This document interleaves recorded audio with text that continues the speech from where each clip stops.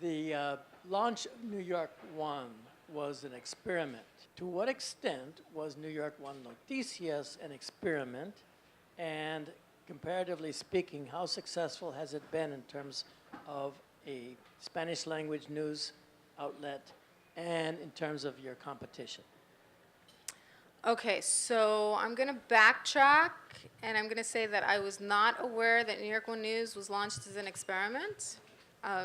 So I really can't comment on that. We were not launched as an experiment because we launched 8 years ago. Actually, June 30th will be our 8th anniversary. And we launched clearly with a very set mission from Time Warner Cable Management and NY1 News Management to create this 24-hour channel to serve the Latino community in Spanish in New York City. We have weathered a financial crisis where many outlets had to let people go and downsize. We did not. Our audience continues to grow. We have a lot of brand visibility. I would not consider what the other outlets do competition because they have their set shows. So our Spanish language counterparts have their set shows. We are on 24 hours a day.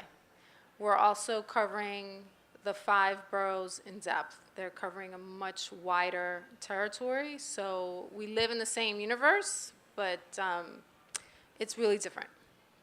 I was wondering, how much does research and development play into what stories you cover, what advertisers you may be able to promote on the channel, et cetera, so that there's a socioeconomic sort of gauge that is affected by what you do because of the types of people that you think you're reaching out with your audience?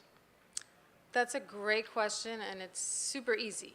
We are very traditional where the editorial team does not deal with the sales team, so we are not involved in anything that is selling, advertising, sales revenue. We don't do any of that.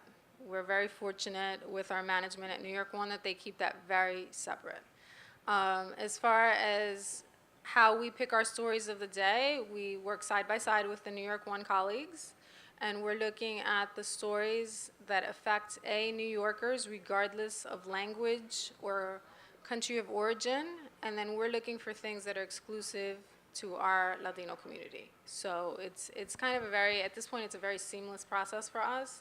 So as we started, I'm going back to work because the city council is voting on the mayor's budget, which is a story that affects all New Yorkers across the board. So how we're going to take a look at that tomorrow is going to be how does it affect community-based organizations or things that are specific to our Latino people. So we might be looking at that education story about Hispanic students, daycare centers closing in predominantly Hispanic neighborhoods. So we're always looking again at what affects everyone in the city and then how it impacts our community.